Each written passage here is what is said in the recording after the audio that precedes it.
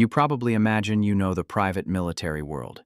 You picture the convoy security details, the bodyguards in armored SUVs, or the rugged operators providing training to local militias in faraway deserts. That is the storefront window of the industry, the acceptable face of privatized force. That's the work that gets signed off in boardrooms and described in polished corporate brochures. But if your specific background is in specialized offensive Tier 1 military operations and you are recruited into the deep, deniable layer of a modern private military company, that acceptable world is not your reality. Your reality does not involve defensive maneuvering or maintaining a sterile perimeter. Welcome to the invisible edge of the scalpel. Welcome to the world of the target capture and extraction team. In the deep, silent boardrooms of multinational megacorporations and shadows of government bureaucracies, you are not hired to prevent chaos. You are hired to introduce it, specifically, surgically, and utterly finals. Your job description, summed up in 3 words that you will never see written on any contract, is very simple. Retrieve the package. You operate in a terrifying shadow economy where political timelines matter infinitely more than moral ones, where international borders are viewed merely as a nuisance, and where a human life is priced against a corporation's market cap or a nation's immediate political requirement.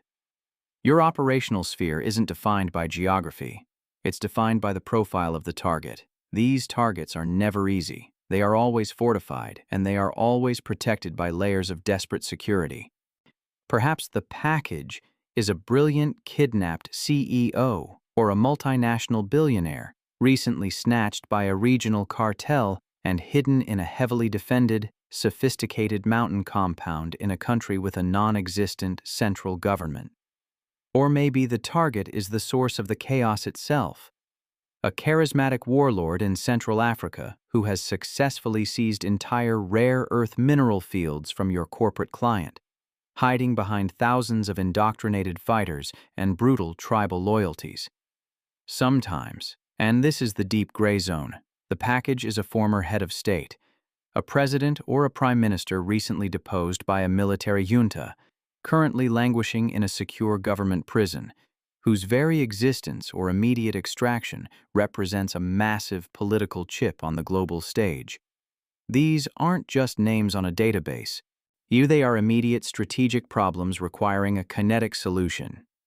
When diplomacy hits a wall, when governments are paralyzed by procedure, and when traditional special forces are deemed too politically expensive to deploy, your activation signal illuminates. This is where the acceptable world ends. This is not about building hearts and minds. It's about offensive, proactive force. It's about deep penetration into hostile, denial environments. It's about snatch-and-grab operations designed to neutralize a high-value asset before the target's security apparatus even registers that you have breached their perimeter.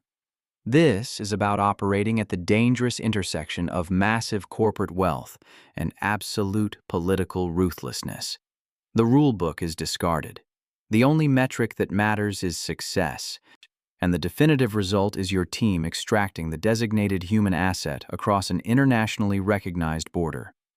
You completely underestimate the logistical and analytical grind before a boot ever touches the ground. The kinetic strike, the flashing suppressor, and the fast rope insertion are the final, inevitable conclusion to hundreds of hours of excruciatingly unsexy intelligence analysis. The public sees the action. They never see the metadata. Before you are even greenlit, your PMC's massive private global intelligence division has engaged in months of dedicated open-source intelligence, or OSINT, scrubbing every public database, social media feed, and geographical map. This is fused with costly deniable signals intelligence, or SIGINT, where massive surveillance arrays track electronic signatures, communication patterns, and encrypted satellite phone traffic emanating from the target's area of influence. Most importantly, it's fused with incredibly expensive and incredibly risky human intelligence, or HUMINT. Your corporate handlers utilize deep black budget cash reserves to bribe local officials, security guards, and marginalized family members. They create a human web that reveals the internal layouts of compounds, the shifting guard rotations, and the target's most intimate psychological triggers. This intelligence doesn't just reveal where the target is, it reveals how they live, how they panic, and exactly what probability bubble you are entering. The analytical team constructs a detailed, living profile, a digital blueprint that defines the exact pattern of life for your specific package. You study the consistency of guard changes at 3 a.m. in that Venezuelan hacienda. You analyze the power grid fluctuations of that remote Nigerian compound to determine the exact moment a diverted transformer creates a 90-second vulnerability in the automated gate security. You memorize the exact cadence of the target's morning coffee routine. This relentless analysis creates the window of opportunity, the precise sequence of failures that will allow you to infiltrate a denied environment, secure the specific room, and subduct the target within an extremely narrow operational timeline, often as little as 10. In 10 seconds from the moment of breach. You are not guessing. You are executing a mathematical certainty derived from thousands of seemingly insignificant data points. The complexity of the planning is the antidote to the terrifying chaos you are about to unleash. Your infiltration phase is never loud. It's a masterpiece of deniable geometry. The public has been trained by movies to expect a loud, thunderous assault. The reality of a high-value target extraction is terrifyingly, suffocatingly quiet. You approach the target's denied zone utilizing incredibly expensive and technically advanced methods designed purely for stealth. This might involve a high-altitude, low-opening, or halo parachute jump from an unidentifiable aircraft flying at 30,000 feet, slipping through radar coverage and descending silently through the night sky. Or it might involve an equally dangerous, shallow-water combat swimmer insertion. Either navigating subterranean sewers or rocky coastline approaches utilizing specialized rebreather technology that leaves no bubbles. Silence isn't just a tactic. It's the environment you must master to survive. You move with agonizing slowness through the dark, your senses entirely hyper-attuned to the environmental noise. The operational focus shifts entirely inward. The sensory input of danger is constant. The intense smell of stagnant water and old concrete in a coastal tunnel approach. The cold, distant hum of automated security systems. The muffled laughter of an exhausted guard whose life depends entirely on his momentary distraction. Imagine navigating the absolute darkness of a compound's peripheral drainage system, or moving inches at a time through the overgrown, humid jungle brush surrounding a fortified Warlords camp. Our every movement must be calculated, every potential noise anticipated. Your heartbeat becomes a ticking clock. The internal psychological pressure is suffocating. You are not just operating in a hostile environment, you are actively subverting it. You are the digital and physical ghost in their system. The analytical team in the offsite command center is feeding you real-time SIGINT updates through your secure encrypted earbud, confirming that the guards are asleep, the thermal sensors are still inactive, and the package remains exactly in the designated quadrant. The approach is the most mentally demanding aspect of the operation, where one minor operational mistake, one snapped twig, will instantly collapse the carefully constructed probability model and turn a surgical strike into a blood-soaked nightmare. You live for this silent focus. This dynamic kinetic strike is never a lengthy battle. It must be executed carefully with regard to how force is deployed. You are not in a prolonged engagement. Battles imply a mutual exchange of hostility, a kinetic friction between two roughly equal opposing forces. What your unit executes is not a battle. It's an efficient, rapid process of forced removal. When the infiltration phase concludes and you reach the critical threshold, the final door, the window, the secure wall, the operation shifts from agonizing, slow silence to overwhelming, compressed speed. We describe this as the dynamic entry or the overwhelming assault. This phase must be completed so fast that your targets cannot psychologically process the new reality before you control their environment. This kinetic moment is a symphony of controlled violence. You use highly specialized breach tools, perhaps localized, shaped plastic explosives designed to neutralize locks instantly, or hydraulic spreaders that silently expand a gate mechanism. You deploy flashbangs or non-lethal high-intensity stun grenades, filling a secure room not just with blinding light and deafening sound, but with sheer sensory input overload. Your suppressed weapons with subsonic ammunition create a terrifying cadence of rapid, localized pops, designed to silence immediate resistance before it can even register. Your team flows through the structure with agonizing, synchronized precision. This isn't chaos. It's an efficient, surgical operation. The specific rules of engagement are absolute. Your priority is not the destruction of enemy personnel, but the immediate security of the designated package.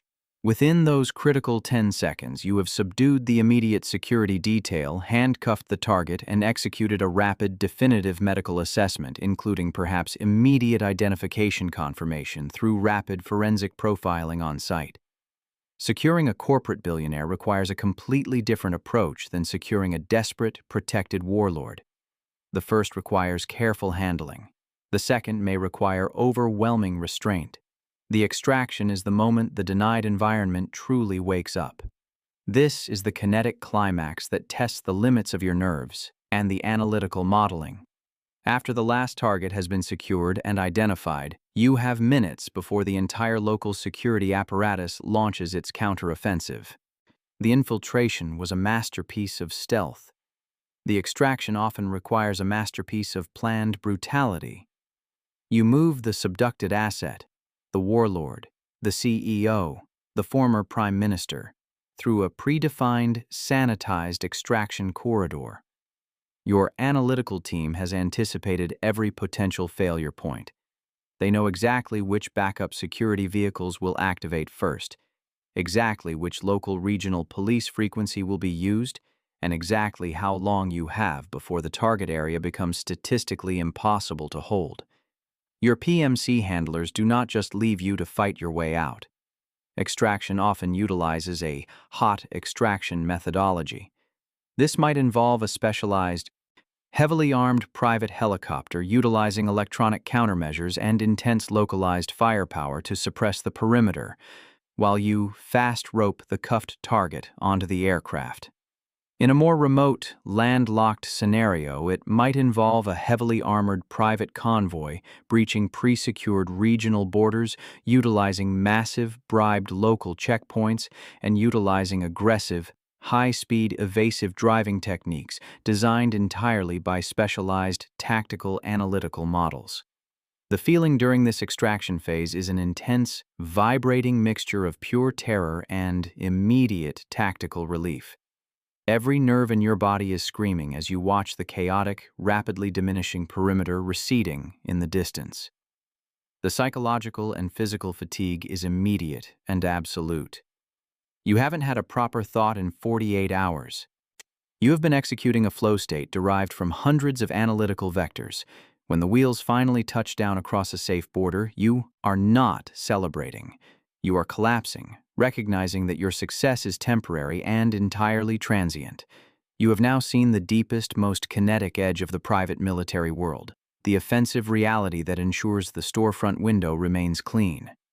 The global system of hypercapitalism and shadowy political maneuvering absolutely requires this specific service to survive and expand, and your PMC, the invisible scalpel, is the definitive answer to the ultimate strategic problem. You provide plausible deniability to governments that cannot afford the political expense of offensive operations. And you provide high-precision strategic removal to corporations whose wealth requires the definitive stabilization of foreign operational environments. You do not worry about public sentiment, you worry about the next contract, the next critical liability requiring immediate, kinetic neutralization. This is not just a high-stakes job, it's a terrifying life, where you are only ever as good as your very last extraction, and where the arithmetic of target capture will eventually demand the total erasure of your conscience. We have explored the tactical application of force for immediate, proactive capture and extraction. But how does this global system manage the strategic landscape before it gets loud? In our next highly classified briefing, we will shift focus from direct, offensive force to the hidden chessboard of geopolitical proxy warfare. We will show you exactly how global superpowers utilize ghost armies, deniable financing, and corporate shells to rewrite the map of entire regions while keeping their own hands completely clean from war crimes. You cannot afford to miss this deep dive into the deadliest game of shadows on the planet.